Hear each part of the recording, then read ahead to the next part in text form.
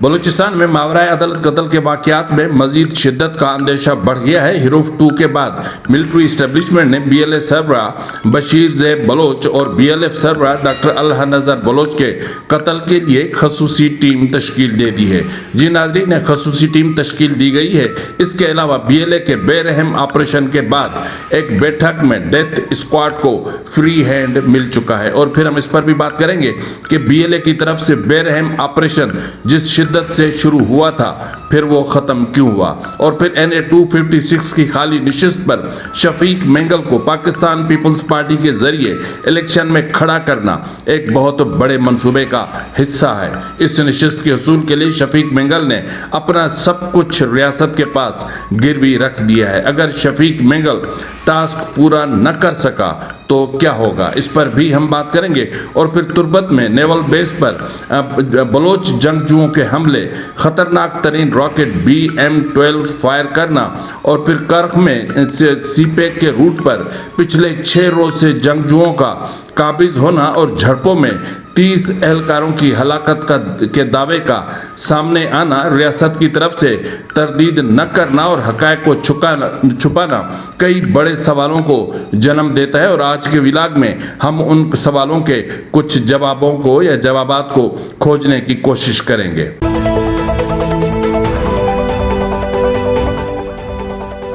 بسم اللہ الرحمن الرحیم۔ السلام علیکم ناظرین، یہ فروز NB نیوز، میں ہوں آپ کا میزبان نواز بھٹو، ایک نئے ولاگ کے ساتھ۔ آپ سے وہی گزارش ہے کہ ابھی تک اگر آپ نے میرے چینل کو سبسکرائب نہیں کیا تو کر لیں، بیل آئکن ضرور پریس کریں، کمنٹ باکس میں اپنی آراء سے ضرور آگاہ کیا کریں تاکہ میری اصلاح ہو سکے، اور پھر کوشش کیا کریں کہ آپ اپنے دوستوں اور رشتہ داروں سے کہیں کہ وہ بھی میرے چینل کو سبسکرائب کریں تاکہ میری ریچ میں اضافہ ہو سکے۔ ناظرین، اس وقت ایک بچی کی تصویر آپ کی اسکرین پر موجود ہے۔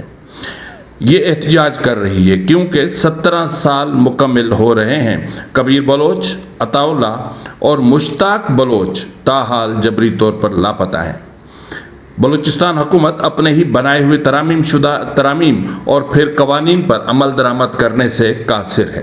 کیونکہ جو پچھلے سال آپ نے دیکھا ہوگا کہ انسداد دہشت گردی ایکٹ میں جو ترامیم کی گئی تھی اور ان میں جس انداز میں ملزمان کو عدالتوں میں پیش کرنے یا پھر ان کے ٹرائل کے حوالے سے جو باتیں کی گئی تھیں، ان پر حکومت بلوچستان جو منتخب حکومت ریاست کی وہ عمل درآمد نہیں کر پا رہے، لیکن اس بات کو کبھی فراموش نہیں کیا جائے گا کہ پاکستان پیپلز پارٹی کے دور میں بلوچوں کو صرف جسموں پر نہیں بلکہ ان کے روح پر بھی زخم لگائے گئے جو اب ناسور بنتے جا رہے ہیں۔ سرفراز بگٹی نے بلوچستان کی تباہی کی داستان اس وقت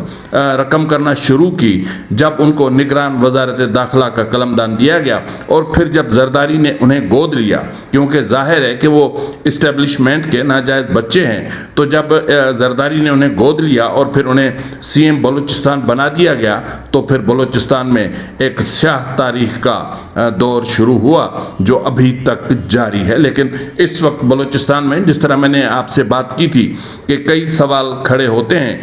جو کچھ بلوچستان میں ہو رہا ہے۔ جو خطرناک ترین بات ہوئی ہے وہ بھی ہے، اس کے حوالے سے میں آپ کو پہلے بتا دیتا ہوں کہ بلوچستان کے ضلع کچی کی تحصیل ڈھاڈر سے موصول اطلاعات کے مطابق میر باغ کے علاقے میں بلوچ آزادی پسندوں نے کنٹرول سنبھالتے ہوئے ناکہ بندی کر دی۔ دریں اثنا تربت میں قائم نیول بیس پر حملے کی بھی اطلاعات موصول ہوئی ہیں، اور یہ بھی اطلاعات موصول ہوئی ہیں کہ اس کے نیول بیس کے اندر بہت بڑا دھماکہ ہوا ہے۔ ذرائع کے مطابق یہ دھماکہ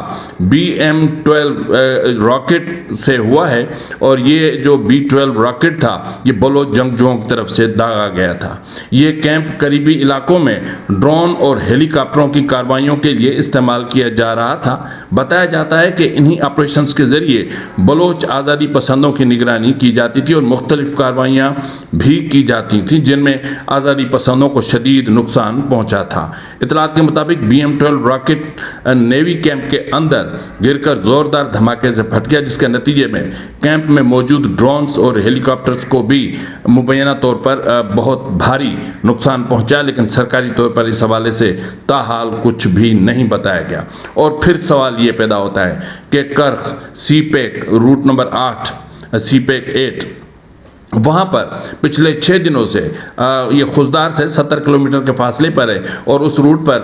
पिछले 6 दिनों से बलोच जंगजू ने उसका कंट्रोल संभाला हुआ है। कर्क में बलोच आज़ादी पसंदों का कंट्रोल आज छठे रोज़ भी बरकरार रहा और आज अलील सुबह फौज ने पेशकदमी की कोशिश की, जिन्हें आज़ादी पसंदों ने फौरी तौर पर पीछे धकेल दिया। सीपेक रूट पर चेक पॉइंटें कायम की गई हैं। गुज़िश्ता रोज़ झड़पों में दावा किया जा रहा है कि सिक्योरिटी फोर्सेस के 30 एहलकार हलाक हुए थे, ये दावा किया जा रहा है और 2 क्वाडकाप्टर्स भी तबाह किए गए थे, इसका भी दावा सामने आ रहा है। और फिर तुर्बत से एक चीज़ सामने आ रही है डेथ स्क्वाड के हवाले से। तो डेथ स्क्वाड के हवाले से जो तफसीलात हैं वो तो मैं आपको बताता हूँ, लेकिन नामालूम मुसल्लह अफराद की फायरिंग से वहाँ पर 2 अफराद मुल्ला इमाम वल्द मोहम्मद बख्श और रियासती डेथ स्क्वाड लीडर यासर बहराम के भतीजा सिकंदर वल्द असलम दोनों मारे गए हैं। इसके अलावा पंजगूर में गैर कानूनी कत्ल के वाक़यात में तशवीशनाक हद तक इजाफा हो चुका है और बलोच नौजवानों की शहादतों की तादाद सिर्फ 2 महीनों के अंदर 23 से तजावुज़ कर चुकी है। खारान से इतलात के मुताबिक सीपेक रूट पर सरमचारों की जानिब से नाकाबंदी के दौरान मादनियात से लदे ट्रकों पर फायरिंग की गई और फिर ट्रक नजर आतिश कर दिए गए। उसके अलावा कच्ची के इलाके ढाडर में वहाँ कलमदें के मुख्तलिफ शाहराहों और बाज़ारों में भी बड़ी तादाद में बलोच आज़ादी पसंदों ने गश्त किया, नाकाबंदी की और पंजगूर के इलाके रक्षानी कोर को FC की जानिब से मुकम्मल तौर पर सील कर दिया है। और फिर नाल के इलाके गड़ीशा में डेथ स्क्वाड के साथ झड़प में BLF के 2 सरमचार वहीद उर्फ वलीद और समीर उर्फ मीरान जान की बाजी हार चुके हैं। ये है बलूचिस्तान की सूरत हाल। लेकिन इन हवालों से बलूचिस्तान की सूरत हाल से रियासत ताहाल न तो इसकी तस्दीक कर रही है न ही कोई तरदीद कर रही है। ISPR फौरी तौर पर खैबर पख्तूनख्वा में जो कुछ होता है उसके हवाले से तो प्रोपेगेंडा करता है, लेकिन बलूचिस्तान में जो कुछ हो रहा है वो अगर नेगेटिव हो, इनके हक में हो, तो उसकी तो बहुत तारीफ की जाती है, लेकिन अगर ऐसा ना हो तो उन हक़ाइक़ को बड़े पैमाने पर छुपाया जाता है। जिस तरह मैंने इब्तिदा में आपसे बात की थी कि जो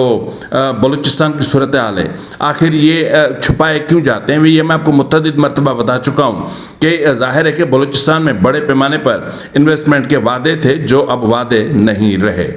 तो ऐसी सूरत हाल में अब इस वक्त इस्टेब्लिशमेंट बदतरीन बौखलाहट का शिकार है। अब मामले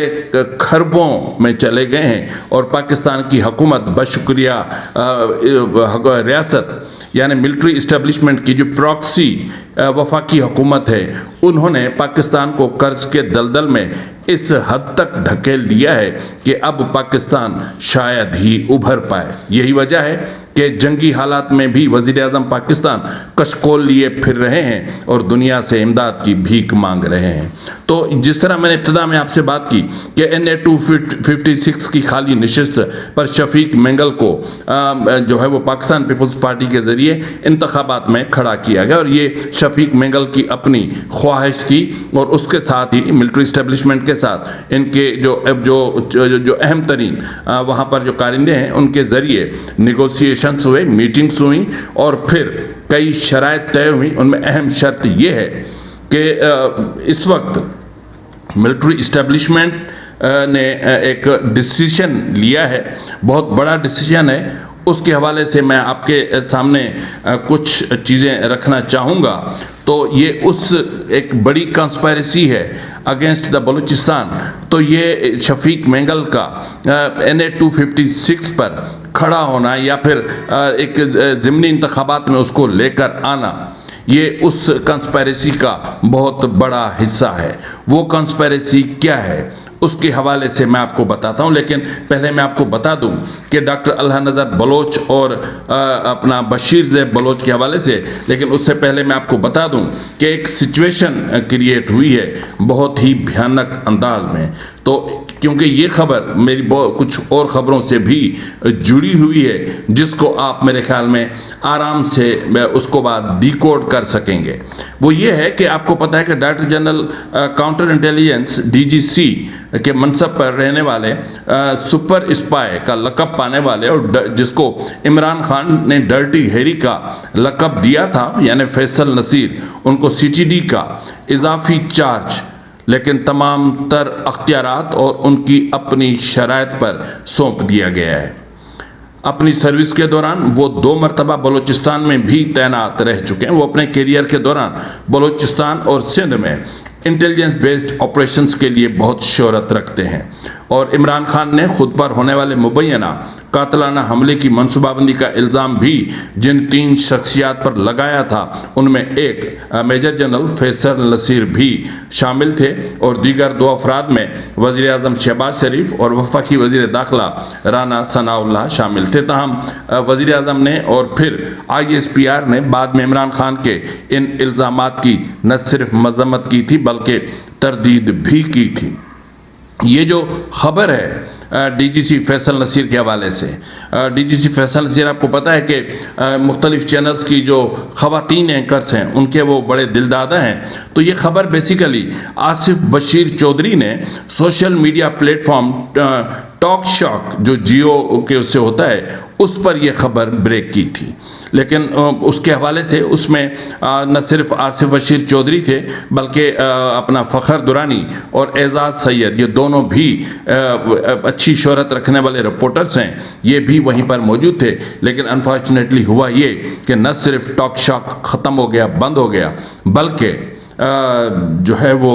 یہ پروگرام جو ایئر ہوا تھا YouTube پر اس کو بھی وہاں سے ڈیلیٹ کروا دیا گیا۔ اب یہ جو فیصل نصیر صاحب ہیں، یہ جو اسپیشل انٹیلیجنس بیسڈ آپریشنز ہوتے ہیں ان کے حوالے سے بہت بڑی شہرت رکھتے ہیں، اور پھر سیاسی توڑ جوڑ میں یہ بہت بڑی مہارت رکھتے ہیں۔ جب سیاسی جوڑ توڑ کا ذکر آتا ہے تو میرے خیال میں پھر آپ شفیق مینگل کے NA 256 انتخاب لڑنے کی فلسفے کو سمجھ سکتے ہوں گے، اور پھر سرفراز بگٹی اس وقت جس منصب پر فائز ہیں اس کی جوڑ توڑ کے حوالے سے بھی جنرل فیصل نصیر کا نام سامنے آتا ہے۔ تو اس وقت جو سچویشن بن رہی ہے میری اطلاعات کے مطابق جو اسلام آباد یا راول پنڈی سے مجھ تک اطلاعات پہنچی ہیں ان میں یہ ہے کہ ایک خصوصی ایک ٹاسک فورس تشکیل دیا گیا ہے یا ایک خصوصی ٹیم تشکیل دی گئی ہے، اور اس ٹیم کی یہ ذمہ داری ہے کہ وہ نہ صرف BLA کے سربراہ بشیر زیب بلوچ اور BLF کے سربراہ ڈاکٹر النظر بلوچ کو تلاش کرے بلکہ اس کے حوالے سے ان کو ختم کرنے کے حوالے سے بھی اقدامات کرے، اور میری اطلاعات کے مطابق اس آپریشن کا نام رکھا گیا ہے فتنۃ الہندوستان فری بلوچستان، یعنی بلوچستان کو فتنۃ الہندوستان یعنی BLA BLF BRG brass BYC اور BNP مینگل اور یہ جتنے بھی پولیٹیکل فورسز ہیں ان سب کو ختم کرنا ہے، یعنی ٹوٹلی بلوچستان کو فری رکھنا ہے۔ تو اب اس حوالے سے جو اطلاعات موصول ہو رہی ہیں وہ یہ ہیں کہ اس ٹیم نے جیو فینسنگ بھی کرنا شروع کر دی ہے، اور پھر بلوچستان سے آنے جانے والی ہر کال ہر خبر پر خصوصی طور پر نظر رکھی جا رہی ہے اور اس کو تلاش بھی کیا جا رہا ہے، اور میں یہ نہیں جانتا کہ یہ میرا کہیں آخری پروگرام تو نہیں ہے۔ تو اس لیے جو چیزیں اس وقت سامنے آ رہی ہیں شفیق مینگل اس منصوبے کا فتنۃ الہندوستان فری بلوچستان کا جو منصوبہ ہے اس کا ایک حصہ ہے، اور پھر ہیرو آف 2 کے بعد جب BLA نے بشیر زیب نے آپریشن بے رحم شروع کیا تھا جس میں بڑے پیمانے پر ڈیتھ اسکواڈ کے کارندوں کو نشانہ بنانا شروع کر دیا تھا، اس کے بعد ایک میٹنگ ہوئی تھی، اور اس میٹنگ کے بعد آپ نے دیکھا ہوگا کہ بیچ میں ڈیتھ اسکواڈ کا جو جتھے تھے وہ لاپتہ ہو گئے تھے، لیکن پھر اس میٹنگ کے بعد ان کو اور زیادہ اختیارات دے دیے گئے تاکہ وہ بلوچستان سے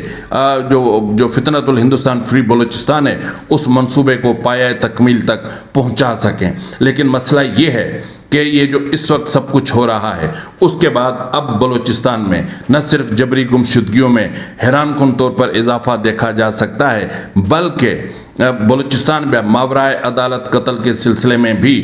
انتہائی تیزی آ سکتی ہے۔ انٹیلیجنس بیسڈ آپریشنز میں بھی شدت آئے گی، کیونکہ دیکھیں اس وقت بی ایل اے اور بی ایل ایف کو، یا بالخصوص بی ایل اے کو چاہیے کہ وہ اپنے بے رحم آپریشن کے حوالے سے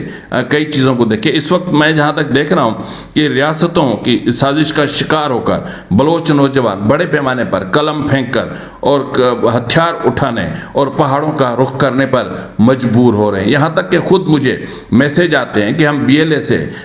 جو ہے وہ سرمچار بننے کے لیے کس طرح رابطہ کر سکتے ہیں۔ تو بھائی میں بی ایل اے کا ترجمان نہیں ہوں، اور میں بلوچستان پر ہونے والے مظالم اور جبر کے خلاف ہوں، اور بلوچستان میں جس انداز میں غیر آئینی اقدامات کیے جا رہے ہیں میں اس کے خلاف ہوں، اور میں اس لیے بلوچستان کے حقوق کی بات کرتا ہوں۔ لیکن مسئلہ یہ ہے کہ یہ ایک فیکٹ ہے کہ بلوچستان میں ماورائے عدالت قتل جتنے بھی ہو رہے ہیں ان کی روک تھام کے لیے، کیونکہ اس وقت ملٹری اسٹیبلشمنٹ کے وہاں پر جو چیزیں میں نے آپ کے سامنے رکھی کہ جو 6 روز تک سی پیک کا ایک معمولی سا روٹ خالی نہیں کروا سکے اور پھر نیول بیس پر BM-12 راکٹ فائر کر دیے جائیں، تو اس کا مطلب یہ ہے کہ بلوچستان کے جنگجو بہت بڑی جنگ کی تیاری کو حتمی شکل دے چکے ہیں۔ تو ایسی صورتحال میں میرا جہاں تک ذاتی تجربہ ہے وہ یہ ہے کہ پہلے مرحلے میں آنے والے چند ہی روز میں آپ دیکھیں گے کہ جیسے ادھر سے شدت آئے گی اس سے کہیں زیادہ شدت میری اطلاعات کے مطابق جو ڈیتھ اسکواڈ ہے، سب سے پہلے بلوچستان کو ڈیتھ اسکواڈ سے پاک کیا جائے گا، کیونکہ بلوچ نوجوان کے قتل کی جو ٹوٹل جو کھرے جاتے ہیں وہ تقریباً ڈیتھ اسکواڈز کی طرف ہی جاتے ہیں۔ تو جس طرح میں نے آج آپ کو بتایا کہ ایک ڈیتھ اسکواڈ کے کارندے کے 2 بھتیجے مار دیے گئے،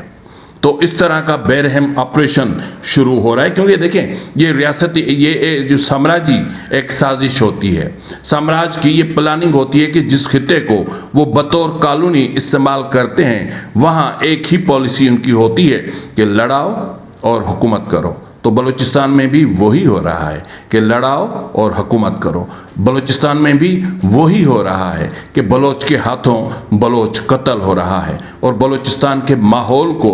اس قدر جو ہے وہ پرپیچ بنا دیا گیا ہے کہ 7 خواتین لاپتہ ہیں لیکن اس پر کوئی بات نہیں ہوتی، 3 خواتین پچھلے 1 سال سے پس زندان ہیں لیکن اس پر کوئی بات نہیں ہوتی، ان کے کیسز کے حوالے سے کوئی بات نہیں ہوتی، 17 سال 18 سال 4 سال سے 5 سال سے لوگ لاپتہ ہیں لیکن ان کو کسی عدالت میں پیش نہیں کیا جاتا۔